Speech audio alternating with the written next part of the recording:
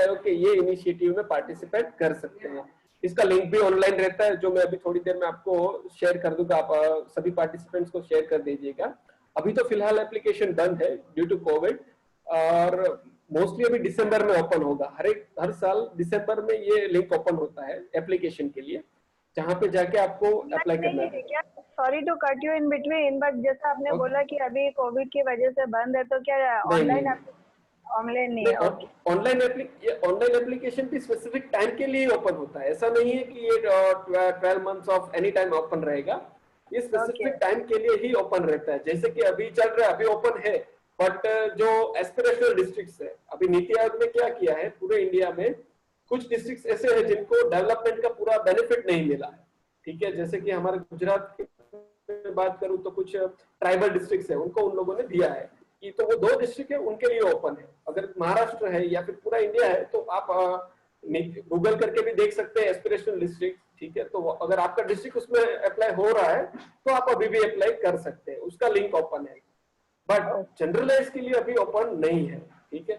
अगर आप hilly area में है, अगर हमारे यहाँ कुछ गेस्ट है जो हिली एरिया से बिलोंग करते हैं, तो उनको 1500 स्क्वायर फुट नहीं देना है, उनको सिर्फ 1000 स्क्वायर फुट ही जगह देनी है, क्योंकि हिली एरिया में थोड़ा जगह का प्रॉब्लम रहता है। तो गवर्नमेंट ऑफ इंडिया ने डिफाइन किया है कि that if lab is from और school is from any hilly area, then 1000 square feet will be enough for this space, ठीक है। अभी एप्लीकेशन साइड जाते हैं, तो एप्लीकेशन इज वेरी सिंपल, ठीक है। आपको सिर्फ 4 चीजें लेके बैठनी है। एक, आपका प्रिंसिपल, ये लैब जो दे रहे हैं उसका लैब इंचार्ज कोई भी हो सकता है। जो मैं सजेस्ट करूं तो जो आपके स्कूल में जो ऐसा टीचर हो जो ये नई नई चीजें कराने में बहुत इंटरेस्टेड हो, जरूरी नहीं है कि वो टेक्निकल फील्ड से ही हो या फिर बीएससी हो या फिर एमएससी हो, ऐसा कुछ प्री रिक्वायरमेंट नहीं है, बट ये कंपलसरी होना चाहिए कि उसको ये नई चीजें कराने में इंटरेस्ट हो। हर एक स्कूल में एक टीचर ऐसा मिल ही जाएगा आपको। तो अगर वो ड्राइंग का टीचर है तो आई वुड सजेस्ट कि ड्राइंग वाले टीचर को भी उसमें आप शामिल कर लीजिए। एक प्रिंसिपल का डिटेल रहता है, एक एटीएल लैब इंचार्ज का डिटेल रहता है, उनमें सारा डिटेल आएगा, जैसे कि आधार कार्ड का नंबर आएगा, उनका फोन नंबर आएगा, ईमेल एड्रेस आएगा। ये 3 चीजें जो होती है ना, ये बहुत इंपॉर्टेंट रहती है। मोस्टली स्कूल्स क्या करते हैं, किसी और के थ्रू फॉर्म फिलअप करवाने की ट्राई करते हैं, या फिर कोई ऐसा बोलेगा कि थर्ड पार्टी भी फिलअप करते हैं। तो ऐसा मत कीजिए, आप स्कूल से ही कीजिए और स्कूल के ही डिटेल डालिए, क्योंकि नीति आयोग फिर बाद में आपको चेंज करके नहीं देगा, ठीक है। तो ये यू मस्ट एंश्योर कि आपके प्रिंसिपल का ही मोबाइल नंबर हो, ठीक है, और आपके स्कूल का ही रजिस्टर्ड ईमेल आईडी उसके साथ एप्लीकेशन करते समय लगा हुआ नहीं चाहिए, ठीक है। अभी सेकंड स्टेप पे आते हैं एप्लीकेशन के, तो वहां पे उनको लगेगा एड्रेस, सॉरी एड्रेस नहीं, हाँ मतलब एड्रेस तो चाहिए होगा, इट्स अ बेसिक रिक्वायरमेंट, पर स्कूल रिजल्ट्स, मतलब कि अगर स्कूल 10th तक का है, ठीक है, तो 10th तक के स्कूल रिजल्ट्स, मतलब पिछले 3 सालों में उन लोगों ने क्या परफॉर्म किया है, नंबर ऑफ स्टूडेंट्स वो लोग पूछेंगे आपको, तो आपको वो डेटा देना है कि हमारे 70 से 80% में 30 बच्चे रहे, ठीक है, 80 से 90 में 20 बच्चों को इतना परसेंटेज आया है, ठीक है, 90 अप में हमारे पास 10 बच्चे हैं, ठीक है। तो ये डेटा आपको पूरे 3 साल का आपको देना रहेगा, ठीक है। फिर कुछ आपको प्री रिक्वायरमेंट्स पूछे जाएंगे, जैसे कि आप इनोवेशन बूस्ट करने के लिए क्या कर सकते हैं, ठीक है, आपका पॉइंट ऑफ व्यू जानने का ट्राई किया जाएगा। वो डिटेल आंसर रहेगा, आपको डिटेल में आंसर देना रहेगा कि सर हमारे पास ये ऑलरेडी एग्जिस्टिंग फैसिलिटीज है, इससे हम इजीली ये लैब को एग्जीक्यूट कर सकते हैं, ठीक है। या तो फिर हमने हाँ एक चीज खास मैं बता दूं कि अगर स्कूल के काफी बच्चे एनटीएस हो या फिर ओलंपियाड या ऐसे जो कंपटीशन रहते हैं जो नेशनल लेवल पे है, ठीक है, अगर आप वो पार्टिसिपेट कर रहे हैं आपके ज्यादा से ज्यादा बच्चे, और अगर आपको मेंशन करें, ठीक है, तो आपको प्रेफरेंस ज्यादा दिया जाएगा। अभी क्या होगा, आपने अप्लाई कर दिया, मतलब इतना ही एप्लीकेशन में सिर्फ इतना ही है और कुछ आपको ज्यादा देना नहीं है। आपका यूडाइज नंबर जाएगा तो बाकी का सारा डेटा वो लोग निकाल के देख लेंगे कि आपने सही डेटा फिलअप किया है या तो गलत डेटा फिलअप किया है। अगर गलत डेटा फिलअप किया है तो आपका रिजेक्शन कंफर्म है, ठीक है। अगर सही डेटा आपने डाला हुआ है वहां पे तो आप नेक्स्ट स्टेज में जाएंगे, और वो नेक्स्ट स्टेज है एलिमिनेटरी राउंड। एलिमिनेटरी राउंड में भी क्या होगा कि आपका जो मतलब डिस्ट्रिक्ट बोले, ठीक है, आपके डिस्ट्रिक्ट से बहुत सारे लोगों ने अप्लाई किया होगा, मतलब कि अगर नीति आयोग के पास आपके डिस्ट्रिक्ट से 300 एप्लीकेशन जा रहे हैं तो उसमें से 10% का ही सिलेक्शन होता है, ठीक है। तो वो लोग अभी मेरिट प्रिपेयर करेंगे कि भाई कितनों का रिजल्ट अच्छा है, ठीक है, कितने बच्चे अभी एनटीएसओ वगैरह में पार्टिसिपेट कर रहे हैं, स्कूल की अदर फैसिलिटीज क्या है, ठीक है। यहाँ पे प्राइवेट स्कूल्स को प्रेफरेंस ज्यादा दिया जाता है क्योंकि उनके पास बहुत सी चीजें ऐसी होती है जो गवर्नमेंट स्कूल के पास नहीं रहती। बट अगर गवर्नमेंट स्कूल को भी प्रेफरेंस दिया जाता है, बट फर्स्ट प्रेफरेंस ये है कि किसके पास फैसिलिटी ज्यादा अवेलेबल है और कौन ज्यादा से ज्यादा बच्चों को कैटर कर सकता है, वो आउटरीच देखते हैं, ठीक है। कि यहाँ पे लैब बना, तो ऐसा नहीं है कि सिर्फ आपके स्कूल के ही बच्चे वहां पे आ सकते हैं, आपको टाइमिंग सेट करके अलग अलग बाहर के स्कूल के बच्चे भी वहां के पार्टिसिपेट करना चाहे तो आप उनको मना नहीं कर सकते। It's basically community lab, not a schools private lab, ठीक है। ये थोड़ा क्लियर कर देते हैं हम लोग पहले ही, क्योंकि बाद में क्या है, काफी सारे प्राइवेट स्कूल्स को इश्यू आता है कि बाहर के बच्चे आ रहे हैं तो हम, हाँ आप मना नहीं कर सकते, आप टाइम शेड्यूल डिफाइन कर सकते हैं कि भाई इवनिंग में 5 to 6 o'clock आप आ सकते हैं, मॉर्निंग में आप 5 to 6 आ सकते हैं, आप टाइम शेड्यूल बाहर के बच्चों के लिए डिफाइन कर सकते हैं।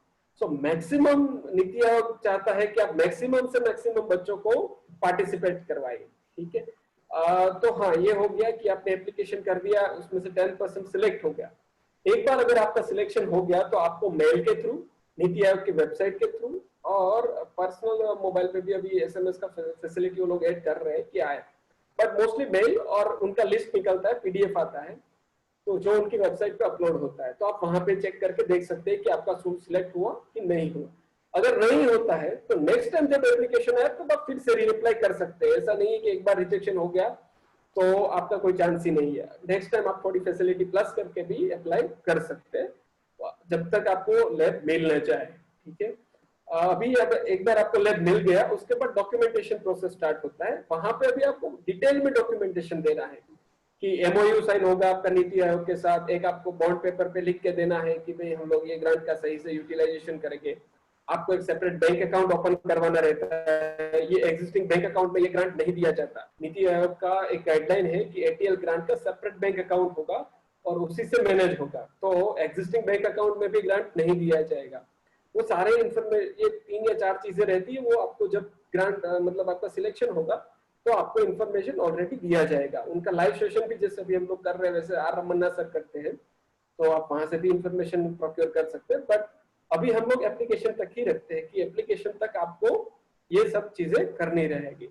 3 चीजें जैसे कि मैंने बताया, प्री रिक्वायरमेंट्स है 400 प्लस स्टूडेंट्स होने चाहिए स्टैंडर्ड 6 to 10। दूसरा प्री रिक्वायरमेंट है कि आपके पास 1500 स्क्वायर फुट जगह होना चाहिए, ठीक है। और तीसरा है कि आपका रिजल्ट अच्छा होना चाहिए in 10th and 12th as well as other competition like NPSO, national Olympiads and other जो भी एक्टिविटीज नेशनल लेवल पे रहती है वहां पे। अभी लैब के बारे में डिस्कशन कर लेते हैं हम लोग कि लैब में क्या होता है बेसिकली। तो ये पूरा टेक्निकल लैब है, ठीक है। इसमें सारे इलेक्ट्रॉनिक्स के कंपोनेंट दिए गए हैं।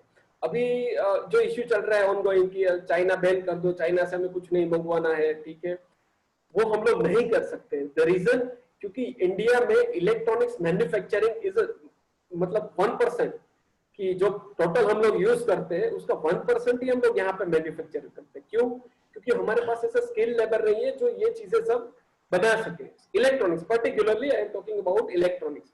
तो ये लैब में 60% ऑफ द इक्विपमेंट जो है वो इलेक्ट्रॉनिक डेवलपमेंट के लिए ही दिए गए हैं। जैसे कि आर्डिनो उनो हो गया, there are 36 type of different type of sensor. जैसे कि अगर कार्बन डाइऑक्साइड डिटेक्ट करना है तो उसके लिए सेपरेट सेंसर है MQ2, ठीक है। आपको कोई अलग चीज जैसे कि हाँ एक रेन सेंसर है कि अगर रेन पड़ रहा है, ठीक है, तो वो डिटेक्ट करके सेंसर आपको डेटा देगा कि भाई रेन हो रही है, कितने अमाउंट में हो रही है, सॉइल में मॉइस्चर है तो कितना। ऐसे सारे सेंसर्स दिए गए हैं, ठीक है। फिर प्रोसेसिंग यूनिट पे आते हैं, तो इंजीनियरिंग के बच्चों को भी जो चीजें मतलब नहीं अवेलेबल, जैसे कि रास्पबेरी पाई, ठीक है, ये छोटा सा सीपीयू आता है, मतलब it's just pocket size CPU, वो भी उनको दिया गया है। तो सेंसर से डेटा कलेक्ट करना है, सीपीयू में प्रोसेस करना है, और आउटपुट के लिए आपको LCD LED और बहुत सारी चीजें दी गई है, ठीक है। तो इलेक्ट्रॉनिक्स के आप जितने भी इक्विपमेंट देखें, ठीक है, फ्रॉम सबसे छोटा मैं बोलूँ तो टॉर्च हम लोग जो यूज करते हैं घर में, टॉर्च से लेके मोबाइल फोन तक की सारी चीजें बच्चे वहां पे डिजाइन कर सकते हैं, उनको बना सकते हैं उनके थॉट्स के अकॉर्डिंग। ऐसा भी नहीं कि ऐसा ही बनाना है, अगर उनको आइडिया आया कि भाई मेरे को ये 3 सेंसर मिला के एक प्रोडक्ट डेवलप करना है तो इजीली कर सकते हैं।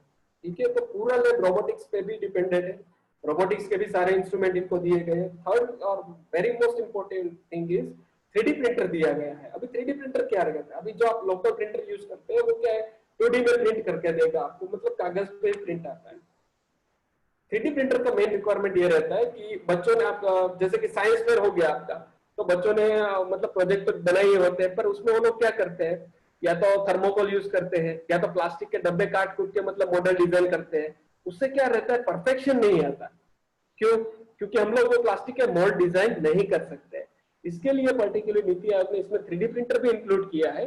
3D प्रिंटर का काम है कि अब जैसा भी ऑब्जेक्ट, मतलब कि आपको कुछ भी डिजाइन करना हो आउटर, जैसे कि कोई भी आप इलेक्ट्रॉनिक्स चीज देखेंगे तो उसका आउटर रहेगा, मोबाइल देखेंगे तो मोबाइल के अंदर तो पीसीबी है, पर उसके बाहर का आउटर जो है, जो एकदम स्मूथ रहता है, वो प्लास्टिक से भी होता है। ठीक है, कई जगह मेटल का भी होता है, बट प्लास्टिक ऐसी चीज है, बच्चे खिलौने यूज करते हैं, तो खिलौने में भी देखिए आपके अंदर का तो इलेक्ट्रॉनिक्स पार्ट रहता है, बट बाहर का जो आउटर रहता है वो इतना अट्रैक्टिव चलने वाला बनाते हैं कि इंडिया वाले वहां पहुंच नहीं पाते। क्यों? क्योंकि हम लोग तो मोस्टली क्या करेंगे, डब्बा काट के एडजस्टमेंट जुगाड़ करके छोड़ देंगे, जुगाड़ बच्चों को ना करना पड़े, इसलिए 3D प्रिंटर दिया गया है कि आप कोई भी साइज, कोई भी शेप, ठीक है, आप इजीली वहां पे डिजाइन कर सके। ठीक है, तो आप जब अभी नेक्स्ट कंपटीशन होगा, साइंस फेयर होगा, तो अगर वहां पे आप जाए और वहां पे बच्चों ने बहुत बढ़िया मॉडल डिजाइन किया हो तो उसको पूछिएगा, वो 90% एटर टिंकरिंग लैब में ही उसने डिजाइन किया होगा, तो वहां पे भी आपको एज मिलेगा। ठीक है, अगर कंपटीशन में हम लोग लास्ट में जाएंगे कि कैसी कैसी कॉम्पिटिशन रहती है, तो ये हो गया 3D प्रिंटर हो गया। उसके बाद मैकेनिकल, मैकेनिकल के लिए उन लोगों ने A to Z इंस्ट्रूमेंट दिए गए, मतलब 500 वोल्ट का हैमर ड्रिल भी दिया है, और मतलब प्लायर बोलते हैं, मतलब पकड़ जिसको बोलते हैं हम लोग, तो there are 7 types of different pliers are given, कि एक ही जो हम लोग नॉर्मल कॉम्बिनेशन प्लायर, जो हम लोग नॉर्मल जो अपना इलेक्ट्रिशियन या जो आता है वो यूज करता है, वो कॉम्बिनेशन प्लायर, उससे ही हम मोस्टली रहते हैं, but there are 7 types of different plier, हर एक काम के लिए डिफरेंट प्लायर है, तो वो भी इंक्लूडेड है। ठीक है, 500 what of hammer drill included, एक बड़ा वाला टेलीस्कोप भी अभी इंक्लूड कर दिया है नीति आयोग ने। तो सारी चीजें मैकेनिकल की A to Z, ठीक है, पूरा सेट इन लोगों ने दिया हुआ है। तो मैकेनिकल वर्क के लिए भी आपको कहीं जाने की जरूरत नहीं रहेगी, आप डायरेक्टली यूज कर सकते हैं। The last package is P4 safety. तो सेफ्टी के लिए इन लोगों ने फायर एक्सटिंग्विशर, ठीक है, फिर मास्क रहते हैं, फिर ग्लव्स रहते हैं नायलॉन ग्रिप वाले, और गॉगल्स रहते हैं। तो ये सारी चीजें सेफ्टी के लिए भी उन लोगों ने दे रखी है। तो पूरा सोच समझ के उन लोगों ने प्लानिंग किया है कि बच्चों को अगर प्रोडक्ट, मतलब कि आइडिया से लेके अगर प्रोडक्ट तक जाना है तो सारी चीजें वहां पे वो इजीली बना सकते हैं। तो ये पूरा इक्विपमेंट जो है वो आपको दिया जाएगा। इसके साथ साथ आपको फर्नीचर, कलर, इलेक्ट्रिक के लिए भी ग्रांट में से आपको यूटिलाइजेशन दिया गया है कि आप बढ़िया से बढ़िया अट्रैक्टिव लैब बनाइए। ऐसा नहीं कि बच्चा अगर अंदर जाए तो उसको लगे कि ये स्कूल के माहौल से पूरा डिफरेंट चीज है। ठीक है, ऐसा नहीं है कि एग्जिस्टिंग स्कूल है। तो नीति आयोग ने ये भी ध्यान रखा है, इसलिए 1.5 लाख रुपए आपको स्पेशली दिए गए हैं कि आप कलर, इलेक्ट्रिक और फर्नीचर बनाए, और ऐसा बने कि बच्चे को लगे कि दिस एनवायरनमेंट इज डिफरेंट। ठीक है, और 1.5 लाख रुपए में आपको लैपटॉप और प्रोजेक्टर भी लेना है। 3 लैपटॉप, 3 या 4 लैपटॉप आप ले सकते हैं इजीली, और एक प्रोजेक्टर ले सकते हैं। तो लैपटॉप, पीसी नहीं लेने, काफी स्कूल का क्वेश्चन रहता है कि हम लोग पीसी ले लें, तो नीति आयोग ने स्ट्रिक्ट एडवाइजरी दी है कि पीसी आप नहीं ले सकते, आपको लैपटॉप ही लेना है। उसका रीजन ये है कि अभी आप कंपटीशन पे आते हैं, नेशनल और इंटरनेशनल लेवल पे बहुत सारे कंपटीशन रहते हैं। ठीक है, जो स्पेशली रोबोटिक्स, या तो फिर स्टैंड चैलेंज हो गया, या तो फिर हर एक स्टेट का अलग से इनोवेशन पोर्टल रहता है, स्टेट वाइज भी इनोवेशन पॉलिसीज डिजाइन हुई है। तो वो सारे अगर जो रहते हैं कंपटीशन, ठीक है, उसमें अगर उनको पार्टिसिपेट करना है तो वहां ये इलेक्ट्रॉनिक्स की सारी चीजें ऐसी रहती है कि कंपलसरी आपको कोडिंग करना रहता है। ठीक है, और अगर वो कंपटीशन में बच्चा गया, और वहां तो ऐसा नहीं है कि वो पीसी का डब्बा साथ लेके जाएगा, इसीलिए नीति आयोग ने एडवाइस दी है कि आप कंपलसरी लैपटॉप ही प्रोक्योर करेंगे। तो लैपटॉप रहेगा तो बच्चे कहीं भी कंपटीशन में जाए, वो पूरा अपना सारा जो डेटा रहता है वो वहां ले जा सकते हैं, और इन बिटवीन अगर उनको कुछ शिफ्ट करना हो, चेंज करना हो, तो इजीली कर सकते हैं। तो ऐसा पूरा ग्रांट का यूटिलाइजेशन दिया गया है। अभी जो लैब इंचार्ज रहता है उसको भी 5,000 पर मंथ ये वाले ग्रांट से आप दे सकते हैं अलग से, ठीक है। अगर वो जो अलग से काम करता है तो आप इजीली दे सकते हैं। तो उसका भी पूरा प्रोविजन है कि मेंटेन करने के लिए भी स्कूल को एक भी पैसा खर्च नहीं करना। तो स्कूल की ओर से जीरो इन्वेस्टमेंट है, ठीक है। आपको सारा इन्वेस्टमेंट नीति आयोग ही दे रहा है, आपको सिर्फ इसको चलाना है और मैक्सिमम टू मैक्सिमम बच्चों तक ये फैसिलिटीज या इसकी जानकारी या तो फिर मैक्सिमम टू मैक्सिमम इनोवेटर्स आप क्रिएट कर सके, यही सब नीति आयोग चाहता है। तो ये पूरा हो गया अटल टिंकरिंग लैब, ठीक है मैम। अगर अभी आगे किसी को क्वेश्चन आंसर है तो वी विल स्टार्ट। अभी जैसे आपने बताया कि 1500 स्क्वायर फीट जगह चाहिए, हमारे मिनिमम 400 बच्चे होने चाहिए एंड हमारा इंफॉर्मेशन करेक्ट होना चाहिए, ये 3 चीज सबसे इम्पोर्टेंट है। तो सबसे पहला क्वेश्चन हमारा ये है कि जो आपने फॉर्म फिल करने के लिए बोला, तो देखिए बड़े सिटीज में के लिए इजी होता है, बट आपको जैसा कि पता है कि इंडिया में 70% इज विलेज रूरल एरियाज। तो रूरल एरियाज के भी काफी रिमोट एरियाज के जो हमारे एडुकेटर्स होते हैं, उन्हें वो कैसे फॉर्म फिलअप किया जाए वो भी कितने लोगों को नहीं पता है। सो हमारे one of the educators have sent here कि how to fill up the application form. तो आप मुझे 2 बातें इसमें बताइए, क्या ये सिर्फ ऑनलाइन अवेलेबल है? अगर ऑनलाइन अवेलेबल है तो कैसे, और अगर ऑफलाइन अवेलेबल भी है क्या? तो दोनों बातों का आप हमें जवाब दीजिए। नहीं मैडम, ये ऑफलाइन अवेलेबल नहीं है। अगर आपके पास कोई आए कि मैं आपका ऑफलाइन फॉर्म लेके जाता हूँ तो भी मत दीजिएगा, ठीक है। आपका यूडाइज नंबर आपका की रहता है यहाँ पे, जो एक ही बार लॉगिन हो सकता है। अगर आपके यूडाइज नंबर से किसी और बंदे ने लॉगिन कर लिया तो आप लॉगिन भी नहीं कर पाएंगे, आप एप्लीकेशन ही नहीं कर पाएंगे, ठीक है। क्योंकि नीति आयोग पिछले 3 साल से ये चला रहा है और काफी सारी चीजें मतलब ऐसी उभर के सामने आती है बाद में कि जिससे डिफिकल्टी होती है, ठीक है। तो उसलिए इसकी वजह से नीति आयोग ने कंपलसरी ऑनलाइन ही कर दिया है, ऑफलाइन अवेलेबल नहीं है। ऑनलाइन के लिए उनका पोर्टल इतना सिंपल है मैडम कि आप अपने सिंपल मोबाइल में अगर आपके पास 2G आ रहा है ना तो भी आप वो आराम से ओपन कर सकते हो वो फॉर्म, ठीक है। इतना सिंपल एप्लीकेशन है। हाँ, तो सर अगर आप बोल रहे हो कि इतना इजीली अवेलेबल है और 2G वाले भी ऑपरेट कर सकते हैं, हाँ। तो मेरा सेकंड क्वेश्चन आपको ये रहेगा कि क्या आप हमें लिंक शेयर कर सकते हो? तो मैं अपने व्यूअर्स, मैं अभी आपको लिंक शेयर कर दूंगा। Sir this also you can do, क्योंकि हमारा ये व्हाट्सएप ग्रुप जो फॉर्म होगा ना, तो जो व्यूअर्स हमारे साथ अभी जुड़े वो मैं शेयर कर दूंगा आपको। बेसिकली उनका एक वेबसाइट है aim.gov.in, ठीक है। इसी पे सारा इंफॉर्मेशन अवेलेबल रहता है। और मैं डायरेक्ट एप्लीकेशन का भी लिंक आपको शेयर कर दूंगा, क्योंकि हर बार एप्लीकेशन का लिंक अलग रहता है। मतलब कि वहां पे एक सेक्शन है अटल टिंकरिंग लैब, तो हर एक, क्योंकि क्या है वो 2019 का 2019 लिख के आएगा, 2020 का लिंक, मेन वेबसाइट लिंक या जो भी मेन लिंक है मैं आपको वो शेयर कर दीजिएगा, तो सो दैट हम लोग अपने व्यूअर्स को वो शेयर कर सकते हैं। और जो भी मैं ऐसा रहेगा ना, तो यहाँ पे जो आपका है ना चैट सेक्शन, वहां पे ही लिख के दे रहा हूँ, लिख दीजिए, copy and paste to send everyone. हाँ ठीक है, यस मैम। ये वाला ही बेसिकली लिंक है, ठीक है। और मैं एक चीज और यहाँ पे ऐड करना चाहूंगा, just give me a minute, मैं डायरेक्ट ही आपको एक पूरा लिंक भी दे देता हूँ।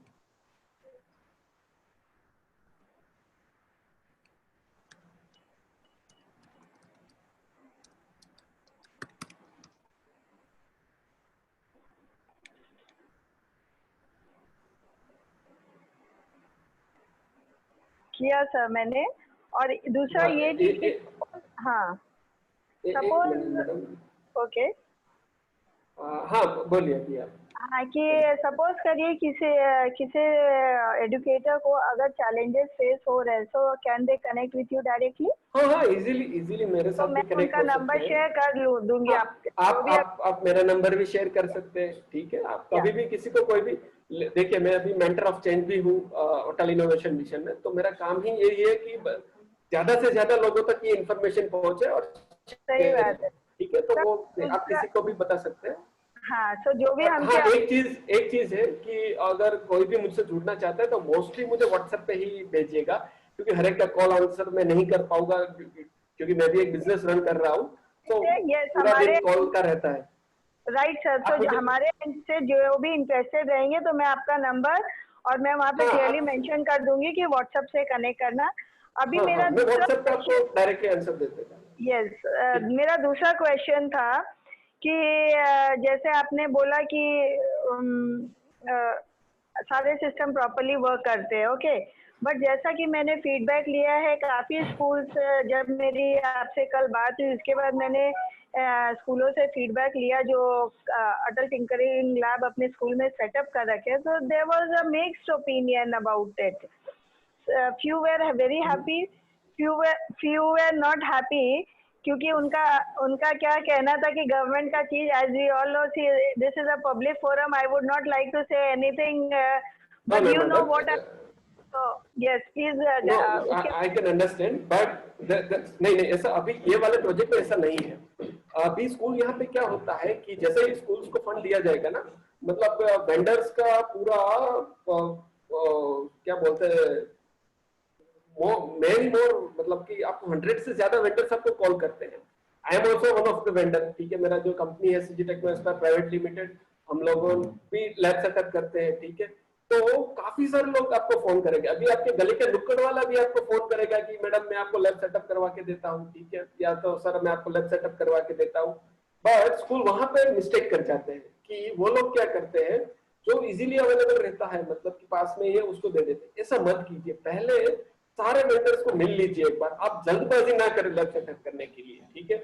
सारे वेंडर्स से आप मिल लीजिए, उनका पास्ट एक्सपीरियंस देखिए कि जैसे कि मैं बोल रहा हूँ हम लोगों ने 200 लैब सेटअप किए, ठीक है, तो पूरे इंडिया में 4 से 5 वेंडर ऐसे हैं जिन्होंने ये मतलब 200 से ज्यादा लैब सेटअप किए हो, और उनके पास क्या रहता है, मैक्सिमम एक्सपीरियंस रहता है कि क्या करना है, कैसे करना है। अभी जिसने स्टार्ट ही किया है उसको ज्यादा आइडिया नहीं रहता है कि इसको कैसे यूटिलाइज करना है, कौन सी लैब में क्या, कहाँ पे क्या जाना चाहिए, कहाँ पे नहीं जाना चाहिए, ठीक है, वो उनको आइडिया नहीं रहता है। तो इसीलिए मिक्स ऑफ ओपिनियन रहता है कि जिन लोगों ने अभी मतलब शॉर्टकट ट्राई किया है कि चलो जल्द से जल्द बना लो, और ये गवर्नमेंट का यहाँ पे अदरवाइज गवर्नमेंट ने पूरा स्कूल को राइट दिया है कि आप अपने हिसाब से प्रोक्योरमेंट कीजिए।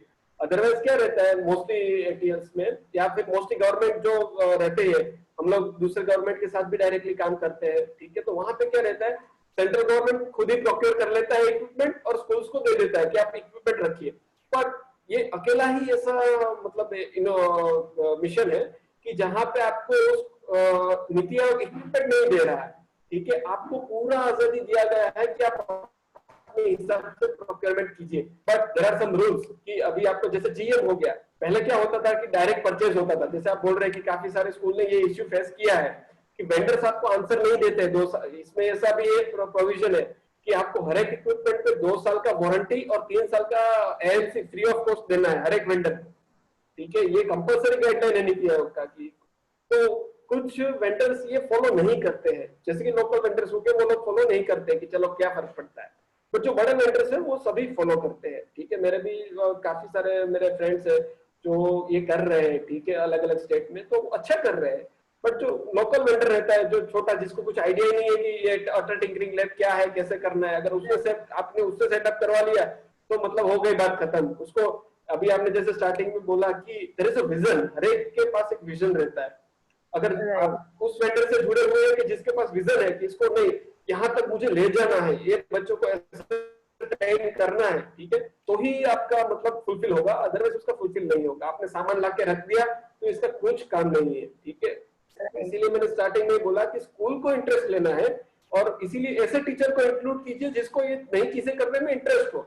ऐसा नहीं कि साइंस का टीचर ही होना चाहिए या कॉमर्स का ही होना चाहिए, नहीं नहीं नहीं नहीं, ऐसा टीचर रखिए कि जिसको बहुत इंटरेस्ट हो इसमें कि मुझे ये चीज नया करना है, बच्चों को ये कुछ नया देना है। तो वो क्या रहेगा, वो वेंडर पे भी प्रेशर बना के रखेगा, भाई मुझे आप ये प्रोवाइड करो, मुझे आप ये प्रोवाइड करो, मुझे आप ये प्रोवाइड करो, तो वेंडर भी थोड़ा इंटरेस्टेड रहेगा। तो ये वाला बहुत इंपॉर्टेंट हो जाता है कि आप जब भी किसी भी वेंडर को ऑर्डर दे तो उससे पहले ये सारी चीजें कंफर्म कर ले, उसके पास एक्सपीरियंसेस देख ले, उसके 10-12 ले देख के आए, ठीक है, कि भाई कैसा सेटअप किया है, कैसा, जैसे आपने रिव्यू लिया वैसे ही वो उसको उनको भी रिव्यू देंगे कि भाई यहाँ पे ये दिक्कत आती है हमको, यहाँ पे वो दिक्कत आती है, तो इससे इजी हो जाएगा। तो कभी भी जल्दबाजी ना करें लैब सेटअप के लिए, पहले आप श्योर हो जाइए कि आपको क्या करना है, कैसे करना है, स्टेप बाय स्टेप सब डिफाइन कर लीजिए। और ऐसा भी नहीं है कि एक ही बंदे को डिसीजन लेना है, यहाँ पे पूरा कमेटी बनता है। अभी जैसे नीति आयोग आपको फंड देगा ना, 5 लोगों का आपको कमेटी बनाना है। एक रहेगा प्रिंसिपल, एक रहेगा एटीएल इंचार्ज, तीसरा रहेगा कोई भी इंडस्ट्री से जुड़ा हुआ बंदा, कि मतलब जैसे कि मैं एक इंडस्ट्री से जुड़ा हुआ हूँ, ठीक है, मैं मतलब कोई भी अपना बिजनेस चला रहा हूँ, बड़ा वाला फैक्ट्री चला रहा हूँ या तो फिर कोई कंपनी चला रहा हूँ, तो ऐसे एक बंदे को आपको इंक्लूड करना है जो आपको बाहर का पर्सपेक्टिव दे सके, स्कूल के बाहर का। आपके जो 2 बंदे हैं, टीचर और प्रिंसिपल, वो तो आपको क्या देगा, स्कूल का पर्सपेक्टिव देगा, और जो बाहर से बंदा आएगा वो आपको बाहर का भी पर्सपेक्टिव देगा, ठीक है। और चौथा हो गया, एक आपको पेरेंट इंक्लूड करना है जो भी, और एक बच्चा रहेगा। ऐसे 5 लोगों का कमेटी बनता है। Principal will be the head of the committee, और ये 5 लोग मिलकर डिसीजन लेते हैं कि भाई क्या करना है।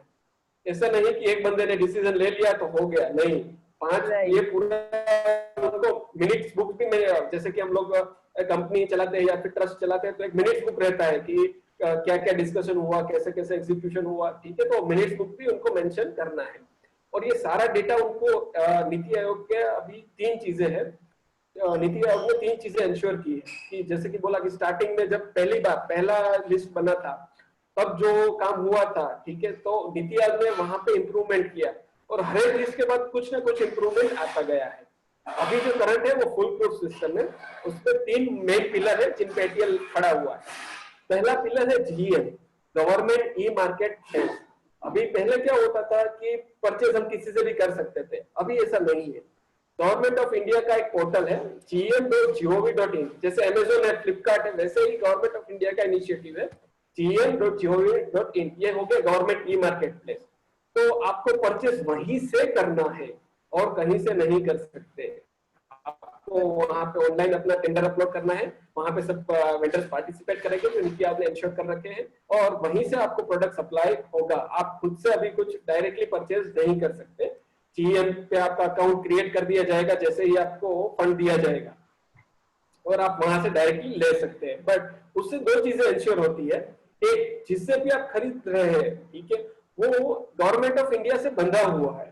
मतलब कि अगर आपको कुछ प्रॉब्लम हुआ 1 साल के बाद, 2 साल के बाद आपके वारंटी पीरियड में, तो आप वेंडर आपको आंसर नहीं दे रहा, आप जीएम पे जाके कंप्लेंट रेज कीजिए कि मुझे नहीं दे रहा। तो जीएम क्या करेगा, वो वेंडर के बाकी के सारे ऑर्डर लौटा देगा। तो उससे क्या होगा, स्कूल को बेनिफिट मिलेगा कि स्कूल को वेंडर को पूछने की जरूरत ही नहीं है, आप डायरेक्ट जीएम में कंप्लेंट करो, भाई मेरे को ये फैसिलिटी नहीं मिल रही, मेरा ये टर्म्स एंड कंडीशन सेट हुआ था, मुझे ये फैसिलिटी नहीं मिल रही है, ठीक है। जीएम डायरेक्टली एक्शन लेता है कि वो वेंडर के अगेंस्ट, उसके बाकी के सारे ऑर्डर अटक जाएंगे। और कोई भी बिजनेसमैन के लिए इंक्लूडिंग मी, सबसे इंपॉर्टेंट चीज क्या रहती है, मार्केट वैल्यू, कि मेरा मार्केट में जो वैल्यू है, ठीक है, वो कम नहीं होना चाहिए। तो जो भी बड़े वेंडर्स है वो ऑलवेज ये इंश्योर रखते हैं कि उनका मार्केट वैल्यू कम ना हो। छोटे वेंडर्स रहेंगे तो वो लोग नहीं करेंगे, तो वो जीएम पे भी पार्टिसिपेट नहीं कर सकते। तो ये चीज एक इंश्योर हो गई, ये हो गया जीएम। अभी जितना भी आपने परचेज वहां से किया है ना, उसका अमाउंट वहां पे फिक्स रहता है, ठीक है।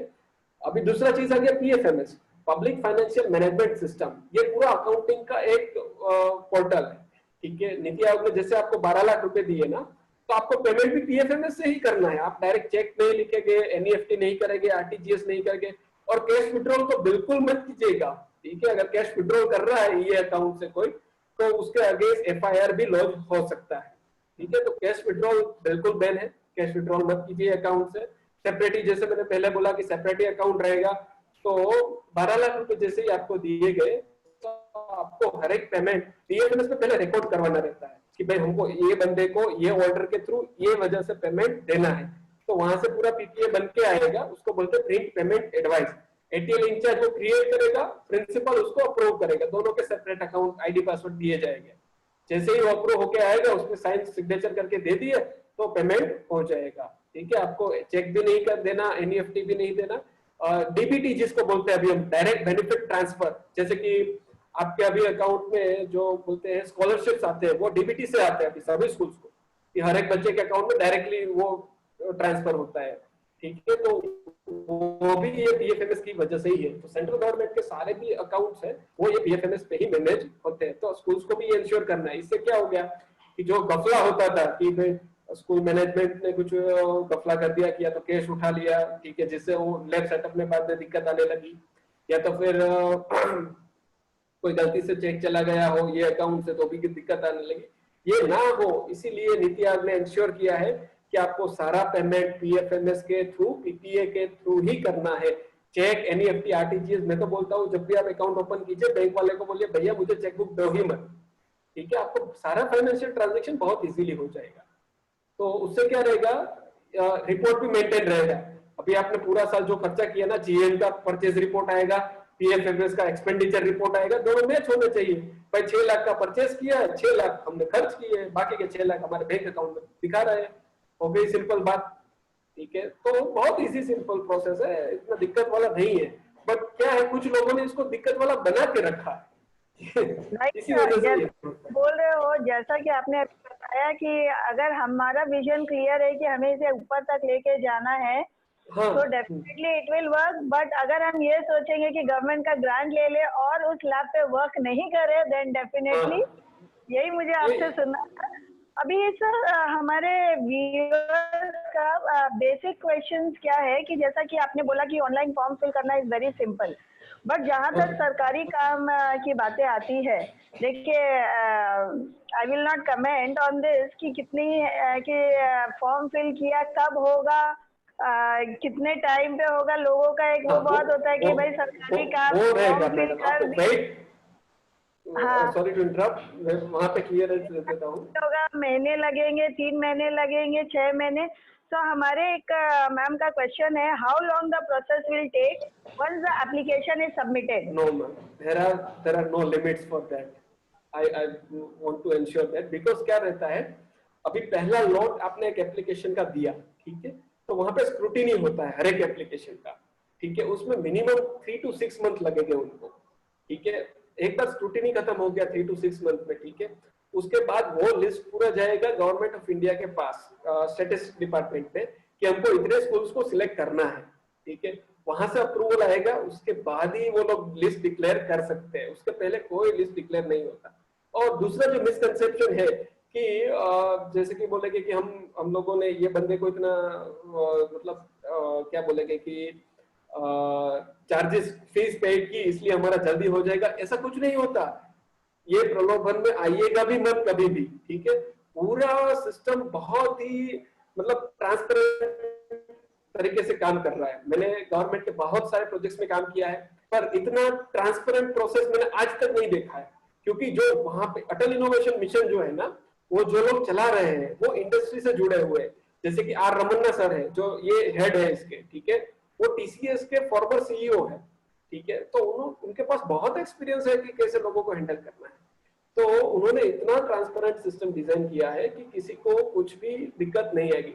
अगर आपका सारा डेटा सही है, ठीक है, तो आपको ग्रांट डेफिनेटली ही मिलेगा। अगर गलत है तो कोई चांस ही नहीं है, ठीक है। कोई भी आपको आके बोले ना, अगर आर रमन्ना सर भी आके आपको बोले ना कि मैं करवा दूंगा, नहीं होगा, ठीक है, क्योंकि पूरा आपके यूडेज पे डिपेंड करता है।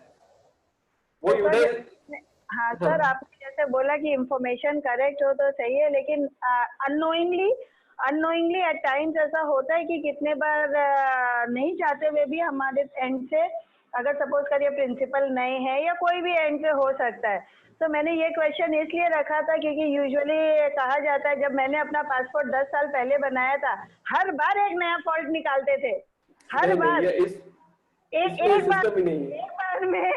एक बार में बोला जा सकता है कि ये चेंजेस किया जा सकता है। उन्होंने 10 बार घुमाया, तो my main intention was asking that's why I get clear कि मैंने काफी सारे डिपार्टमेंट्स के साथ काम किया है। हम लोग डायरेक्टली गुजरात गवर्नमेंट के एजुकेशन डिपार्टमेंट के साथ भी काम करते हैं, ठीक है। तो वहां पे ये बहुत सारी दिक्कत रहती है कि क्लियरेंस प्रोसेस बहुत टाइम लेता है, ठीक है। आपने जैसे बोला कि ये यहाँ पे ये फॉर्म में ये करके आओ, वो करके आओ, इसीलिए ऑनलाइन फॉर्म रखा है मैडम कि एक बार आपने सबमिट कर दिया तो कर दिया, आप ना ही उसमें एडिट कर पाएंगे, ना ही उसमें कुछ चेंज कर पाएंगे। बहुत मुश्किल करते हैं ऑनलाइन करने के बाद भी, तो जितने बार गई वो वहां पे क्या होता है, आपको रिव्यू देते हैं ना, ये वाले पोर्टल में रिव्यू का सिस्टम ही नहीं है। That is what I wanted to know. और दूसरा, आपने एक क्वेश्चन में बोला जैसे कि जब ये फॉर्म फिल करने का होता है तो 5 लोगों की कमेटी बनती है, जैसे उसमें तो इसमें सपोज करिए ना, देखिए कितने बार क्या होता है कि किसी स्कूल के owner, trustee, management and the principal is one and the same person. But at many times principal is different and the management is different. तो वहाँ पे सपोज प्रिंसिपल है, एप्लीकेशन के टाइम प्रिंसिपल है, और आपने जैसे बोला 3 से 6 महीने 8 महीने भी लग जाते हैं प्रोसेस का। मीनवाइल अगर प्रिंसिपल का प्लेसमेंट कहीं और हो जाता है, और जैसा कि आपने शुरू में बताया कि एक बार हो जाता है, फीड कर दिया, एक बार हमने नंबर जो आपने शुरू में बताया, हाँ, इसीलिए हम लोग इंश्योर करते हैं कि ऐसा नंबर डालिए जो कब पूरी जिंदगी वहीं पे रहने वाला है। प्रिंसिपल का भी डाल, हाँ, प्रिंसिपल के जो कॉलम रहता है वहां पे भी ऐसा नंबर डालिए जो 24 आवर्स और 365 डेज स्कूल में ही रहेगा। एक स्कूल का नंबर तो रहता ही है, वहां पे तीनों ऑप्शन है, स्कूल का नंबर, प्रिंसिपल का नंबर और एटीएल इंचार्ज का नंबर। अभी आप जो बोल रहे हैं वहां पे भी मैं आपको लेके जाता हूँ। तीसरा पोर्टल मेरा डिस्कशन में रह गया, वो है डैशबोर्ड। तो डैशबोर्ड क्या है, पूरा एक्टिविटी रिपोर्टिंग है।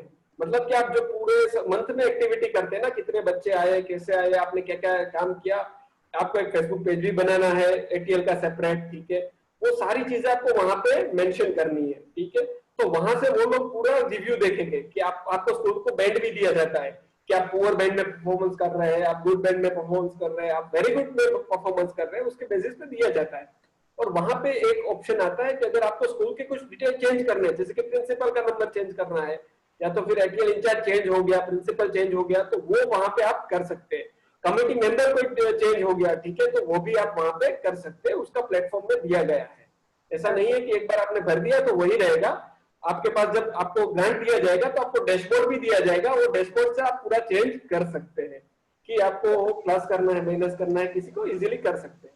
तो सर मोस्टली आपने सारे क्वेरीज आंसर किए हैं। एक क्वेरी है कि अगर हमारे स्कूल में सपोज किसी स्कूल में हमने ये टिंकरिंग लैब लगाया, एंड वो स्कूल में बाहर दूसरे स्कूल के बच्चे आके, तो वीकेंड में हम वहाँ पे उन बच्चों को एज ए एक्स्ट्रा क्लासेस उन बच्चों को लिया जा सकता है? करवा सकते, बट आप तो फीस नहीं ले सकते। देखिए, ये यहाँ पे मैं क्लियर करना चाहता हूँ कि वो भी चार्ज है, वो भी लिखा हुआ है कि कैन बी चार्ज। तो अच्छा नहीं, या मुझे क्योंकि बोला ना बेटा, बहुत सारे स्कूल सेटअप कर लिए, तो ये सारे इश्यूज हमारे डिस्कशन में आते ही है। तो वहां पे मैं क्लियर करना चाहता हूँ कि आप एक भी पैसा फीस ना ही आपके बच्चों से ले सकते हैं, ना ही बाहर वाले बच्चों से ले सकते हैं। ये आप ऑलवेज इंश्योर रखिएगा, क्योंकि अभी क्या है, जैसे कि गुजरात में भी फी रेगुलेशन कमेटी है, स्कूल का भी फी रेगुलेशन होता है, ठीक है। तो वहां पे एक्स्ट्रा करिकुलर एक्टिविटीज दिखानी पड़ती है स्कूल को कि हम लोग रोबोटिक्स का क्लासेस करवाते हैं तो उसका ये चार्ज ले रहे हैं। उसमें एटीएल का आप एक भी मेंशन नहीं कर सकते कि हमारे यहाँ पे हम लोग स्टेम लैब या फिर अटल टिंकरिंग लैब चला रहे हैं तो उसका 250 रुपए आपको पर ईयर एक्स्ट्रा देना पड़ेगा। आप अपने बच्चों से भी नहीं ले सकते और बाहर के बच्चों से भी नहीं ले सकते। It's a community lab, government of India property, ठीक है। तो वो हर एक के लिए फ्री अवेलेबल करवाया गया है।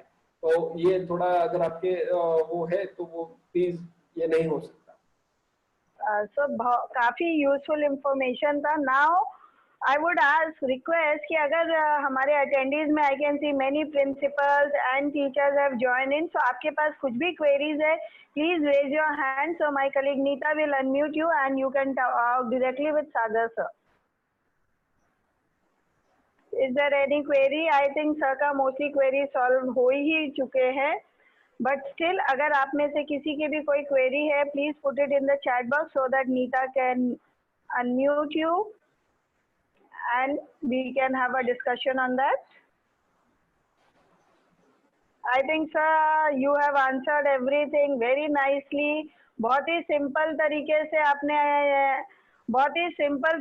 आपने सारे सवालों का जवाब दिया है कि जितना लोग सोचते हैं टिंकरिंग लैब अप्लाई करने के लिए नहीं कोई बहुत बड़े फॉर्मेलिटीज है, जस्ट 1500 स्क्वायर फीट, जो I am sure many schools are having it. अगर स्कूल में नहीं भी है तो जैसा कि आपने बताया कि आप 2 या 3 क्लासरूम को ज्वाइन करके भी लैब बना सकते हो, एंड 400 बच्चों का हमारा जो लिमिटेशन है वो भी किसी एक स्कूल के लिए ज़्यादा नहीं है। स्टिल आपको अगर और कुछ भी क्वेरीज है, see one question if Okay. Yes, excuse me, ma'am. Suman ma'am wants to ask something. Yeah. Okay. I've unmuted her. Okay. So yes, Suman ma'am को अनम्यूट करो नीता, तब तक मैं दूसरा क्वेश्चन एक पूछ लेती हूँ सर से। Yes, ma'am, I've done. एक क्वेश्चन है, is there any provision for special kids having less number in school and having 1-to-1 learning? No, ma'am, there are no any provisions. ठीक है, 400 students is a must required thing, उससे कम में कुछ भी possible नहीं होगा। तो क्योंकि क्या है, मैंने स्टार्टिंग में ही बताया कि इट्स अ कम्युनिटी लैब, तो वो लोग चाहते हैं मैक्सिमम एक ऐसी जगह पे लैब बनाए और पूरे डिस्ट्रिक्ट में 2 या 3 या 4 या 5 ही लैब दे सकते हैं वो लोग, तो मैक्सिमम स्टूडेंट्स वहां पे जाके लर्न कर सके, ऐसा इन लोगों का विजन है। तो उसके अकॉर्डिंग जो अगर कम स्टूडेंट वाला स्कूल रहा तो उसके पास फैसिलिटीज भी कम होगी, तो इसकी वजह से वो लोग कम स्टूडेंट वालों को नहीं प्रीफर करते हैं। बट स्टिल मैं ऐसा कहना चाहूंगा कि आप अप्लाई कर दीजिए। काफी टाइम कैसा होता है कि आपके डिस्ट्रिक्ट से बहुत कम नंबर ऑफ स्टूडेंट वालों ने अप्लाई किया है, ठीक है, हर एक डिस्ट्रिक्ट में ये फिक्स है कि उनको 2 या 3 स्कूल देने हैं। अगर आपके डिस्ट्रिक्ट से बहुत सभी स्कूल में मतलब 250 बच्चे वाले स्कूल ने अप्लाई किया है, तो देयर आर चांसेस कि आपको मिल सकता है। तो कभी भी एप्लीकेशन आए आप भर दीजिए उसको, ये मैं ऑलवेज इंश्योर करना चाहूंगा। Okay, thank you sir. So Suman ma'am is the one जिन्होंने सबसे ज्यादा आज क्वेश्चंस पूछे। सो सुमन मैम, आप अपना वीडियो को भी अनम्यूट कर लीजिए and what ever queries you have you can answer directly also. Yeah, good evening, sir. Yes, Suman. Yeah, I am from Ahmedabad, sir. Right now, I am working as an academic coordinator with the school. So I just want to know, like you have told that 3 to 6 months will be required for scrutinizing the things. So the whole process will take 8 to 9 months. In 8 to 9 months, it will be over. No, ma'am. As I said, last time the application was open in December 2018. Okay, and the list December 2018 में उन लोगों ने application open किया था, मार्च 2019 तक form fill up accept किया था। उसके बाद पहला लिस्ट जो आया वो आया था जून में आया था, और उसके बाद दूसरा लिस्ट जो आया था सेम बैच का वो आया था दिसंबर में आया था। ओके, ठीक है। सो ये सब फिक्स नहीं है कि 6 महीने में ही आ जाएगा या तो फिर 12 महीने में भी आएगा।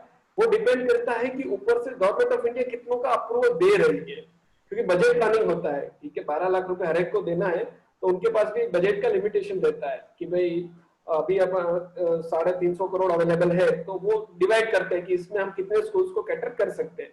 उसके बाद अगर गवर्नमेंट ऑफ इंडिया के पास एक्स्ट्रा बजट हुआ तो उन लोगों ने इनको दिया कैटल इनोवेशन मिशन को, तो वो डायरेक्टली दूसरा लिस्ट भी निकाल देंगे कि भाई चलो इतने स्कूल्स को हम लोग एक्स्ट्रा दे रहे हैं। सर, इसमें मैं एक क्वेश्चन पूछना चाहूंगी, जैसा कि आपने बोला कि गवर्नमेंट का भी एक फिक्स बजट रहता है, सो वो बजट में ऐसा कुछ लिमिटेशंस है कि हमारे बजटेड स्कूल हो, बिलो पॉवर्टी लाइन जैसे कि म्यूनिसिपैलिटी लेवल के स्कूल और हाई प्रोफाइल स्कूल, तो गवर्नमेंट देने के पहले कौन से स्कूल्स को ज्यादा प्रेफर करती है? ये एक्चुअली जब स्टार्टिंग में पहली बार लॉन्च हुआ था ना, तो सबका परसेंटेज फिक्स था कि एक डिस्ट्रिक्ट में अगर वो 10 स्कूल को दे रहे हैं तो उसमें से 3 स्कूल ऐसे होंगे जो गवर्नमेंट ग्रांट रिसीव करते हो, गवर्नमेंट फंडेड हो। ठीक है, 2 स्कूल ऐसे हैं जो प्राइवेट हो। ठीक है, 2 स्कूल ऐसे हो जैसे कि बोला कि सेंट्रल गवर्नमेंट डायरेक्ट चलाती हो, केंद्रीय विद्यालय हो गया, जवाहर नवोदय विद्यालय हो गया, ऐसे स्कूल्स हो। और एक स्कूल ऐसा होता है कि जैसे कि आपने बोला कि म्युनिसिपैलिटी चलाती हो, ऐसा कोई स्कूल रहता है। तो एक डिवाइडेशन पहले था, पर अभी जो पिछले साल से लिस्ट आ रहे हैं ना, उसमें ये डिवीजन हमको नहीं दिख रहा है अभी। तो I am not sure exactly about that कि अभी वो प्रोविजन है कि नहीं है, बट जब स्टार्टिंग में लॉन्च हुआ था ना तब ये प्रोविजन था। अभी मोस्टली मुझे जब तक पता है तब नहीं है, वो फैसिलिटीज ज्यादा प्रीफर करते हैं। Okay, so sir you have answered all our queries. बहुत ही सिंपल तरीके से आपने बताया है, और जैसा कि सबके मोस्टली लोगों के मन में रहता है कि अरे गवर्नमेंट का बहुत लंबा प्रोसेस होता है, नहीं होता है, तो आपने इतने बारीकी से एक एक पॉइंट हमारे साथ डिस्कस किया। And I am sure in the near future most of the educators they will love to go for tinkering lab, Atal tinkering lab, क्योंकि जैसा कि सर ने बताया कि इसमें रोबोटिक्स और काफी कुछ अच्छी चीजें कर सकते हैं। और जब गवर्नमेंट ये ग्रांट देने को तैयार है, government is doing there part, so we as alert citizens of India, we as alert educators who build the future generation, we all should come forward to do this. And in case अगर आपको कहीं पे कुछ भी technical problem हो, yes In case किसी को कुछ भी प्रॉब्लम आता हो कनेक्शन में, so you can connect with Sagar sir. Yes, Neeta, you were saying something? No, ma'am. Anandi ma'am had raised her hand, so I was just. Okay, so I think I am scheduled for another meeting. Anandi ma'am, अगर आपका question छोटा सा है तो आप जल्दी से unmute कर लीजिए अपने आप को। आनंदी मैम, आपने हाथ रेज किया है ना, जल्दी। हाँ जी मैम, हाँ नमस्ते ma'am, good evening ma'am. Hi sir ji, thank you, बहुत अच्छे इन्फॉर्मेशन आपने दिया। मुझे ये पूछना था कि जैसे मैडम ने पूछा है कि गांव जैसे जगह में अगर हम कोई विद्यालय को हेल्प करना चाहते हैं, उनको ये आसानी से मिल सकता है? हाँ, उनको भी ऐसे बहुत सारे स्कूल इसकी फैसिलिटी रूरल एरिया जो होता है वहां पे प्रेफरेंस ज्यादा दिया जाता है, बट क्या रहता है, बहुत छोटा सा गांव हो, अगर 120 या 130 बच्चे ही हो तो वहां पे नहीं देगा, तो दो चार गांव के आसपास एक बड़ा गांव भी रहता है कि जहाँ पे ये थोड़ा बड़ा स्कूल हो, अगर वो अप्लाई करता है तो उनको ज्यादा प्रेफरेंस दिया जाएगा। अच्छा। बहुत छोटे गांव में देना it's a difficult thing. Sir, इसमें I would like to add on कि अगर जैसे गांव में एक साथ जरूरी नहीं है कि एक स्कूल में 400 बच्चे होंगे, सो इज इट पॉसिबल कि एक गांव में अगर 2 स्कूल मिल के कोलैबोरेट करके फॉर्म फिल कर सकते हैं, जैसे कि आपने 5 लोगों का कमेटी बताया। इसीलिए मैंने बताया कि UDISE number is very important. हर एक स्कूल का यूडाइस नंबर फिक्स ही रहता है, जैसे कि कंपनी का आइडेंटिफिकेशन रहता है CIN नंबर, ट्रस्ट का नंबर रजिस्टर्ड रहता है, वैसे ही इसका भी है कि हर एक स्कूल का यूडाइस नंबर फिक्स ही रहेगा। तो सर, आई वुड रिक्वेस्ट कि इस पॉइंट पे थोड़ा सा कंसीडर करिए, क्योंकि गांव में जरूरी नहीं है कि एक स्कूल में आपको 400 बच्चे मिलेंगे। तो specially for remote areas, rural areas, कुछ ऐसा होना चाहिए कि क्लबिंग ऑफ स्कूल्स की एक जगह पे सेटअप हो, जो कि उस गांव के सारे बच्चे बेनिफिट ले सके, because this is a very good thing. Madam इसीलिए यहाँ पे एक चीज मैं ऐड करना चाहूंगा, अगर आप छोटे गांव से भी है, इट डजंट मैटर, आप फॉर्म फिलअप कर दीजिए।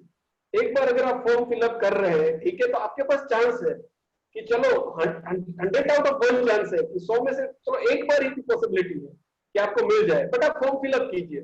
फॉर्म फिलअप नहीं करेंगे तो वो एक चांस भी आपके पास नहीं रहेगा, ठीक है। लेकिन अगर आप बोल रहे हो 400 बच्चों का, तो फॉर्म भी अगर ऐसा नहीं होता मैडम। देखिए, गवर्नमेंट जब उसके पास प्रपोजल्स जाते हैं ना, तो काफी सारी चीजें कंसिडर होती है वहां पे, ठीक है। अगर रिमोट एरिया पूरे स्टेट में सपोज नहीं है, तो government can think of it. Okay, government can think of it. अगर वो एरिया से, मतलब देखिए, अगर मैं बॉम्बे की बात करूं तो बॉम्बे सिटी में से ही मेरा एजम्पशन है कि 5000 एप्लीकेशन आएंगे मिनिमम, ठीक है। तो 5000 में से वो 50 ही देंगे, पर बहुत दूर का एरिया होगा, जैसे महाराष्ट्र में लातूर होंगे, ठीक है, तो वहां तो ऑलरेडी कम स्कूल्स है, ठीक है, तो वहां पे 5000 एप्लीकेशन नहीं जाने वाले, सिर्फ 50 ही एप्लीकेशन जाने वाले हैं, और वो 50 ही स्क्रूटिनाइज करना है उनको, तो वो कंसीडर कर सकते हैं। बॉम्बे में नहीं कंसीडर करेंगे, आई एम डेफिनेटली श्योर, ठीक है, but what I can say as a take away इज कि अगर आपके स्कूल में कम बच्चे हो, ज्यादा बच्चे हो, you need to fill up the form fill up करिए, let the government decide, they will do the best for our kids, because they are our future generation. So government अपने तरफ से हर एरिया में, हर डिस्ट्रिक्ट, स्टेट में पहुंचने की कोशिश कर रही है, तो together we can collaborate and we can grow and help the government for this. तो सागर सर, मैं आपको तहे दिल से आभार प्रकट करना चाहूंगी कि आपने इतने सिंपल तरीके से और इतने अच्छे से हमें बताया कि काफी कुछ हमें पता भी नहीं था। And definitely, if anybody has any query and they want to connect with you, I will share your personal number with them. Okay. Thank you very much for being there at Rapid Talk. Thank you so much. And I can see all the educators here, so I couldn't give everybody a chance to talk, but heartfelt gratitude to each one of you for regularly joining my Rapid Talks with Rachna. So with a virtual hug, I sign up for today.